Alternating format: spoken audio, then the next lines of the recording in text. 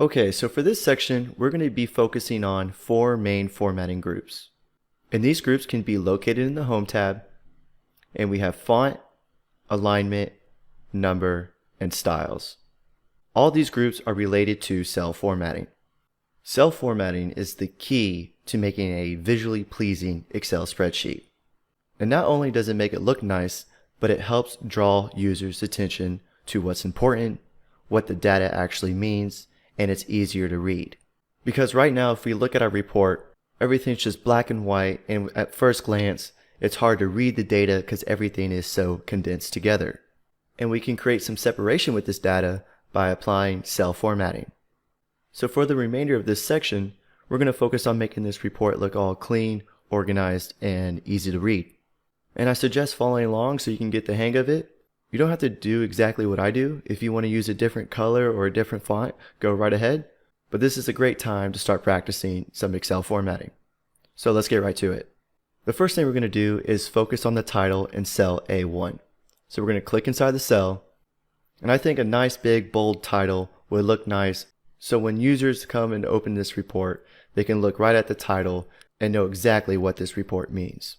So to make this text bold, we're going to come up to the Home tab, and underneath the font group, we're going to click this B for bold. Now our text is bold. Still kind of small, so let's increase the font size a little bit. Currently, we're at 11. We can click this A to go up, or we can choose from the drop-down list and choose what font we want. I think 18 looks nice. Now the font's a little bit too big for the row height, so I'm going to move my cursor between row 1 and 2, give it a double click, so it can automatically adjust to the correct row height. Now let's take a look at our headings. Currently, they're kind of blended in with the rest of our data. And a good option to apply to column headings is a fill color. So to change the background color of these cells, we're going to go back to the font group and click on this paint bucket. And by default, the paint bucket is yellow, but if we click this drop down arrow, we can select the color we want. I think a nice blue color would look good. So I'm going to click the blue accent one. But now the black text kind of blends in with the blue. So let's change the text. So right next to the paint bucket, there's this A with the color underneath it. By default, it's red. So to change, we're going to click the drop down arrow once again. And I think white text will look good with blue. And to really make these column headings stand out a little bit more, let's make them bold. And we already know that we can press B up here in the font group, or we can use a shortcut key on our keyboard, which is Control B as in boy, or Command if you're on Mac. Now our column headings really pop. Now we can easily tell which column means what. Same thing goes for the row labels. Let's apply some formatting to separate them from the rest of the data. So let's select our labels. And this time for the fill color, let's choose a light gray. I think that looks good. And lastly, our totals are one of the most important values within this report. So we definitely need to apply some cell formatting for these totals to stick out, because right now they're a little bit blended in with the rest of the data. And we want users to easily be able to read the totals for each expense.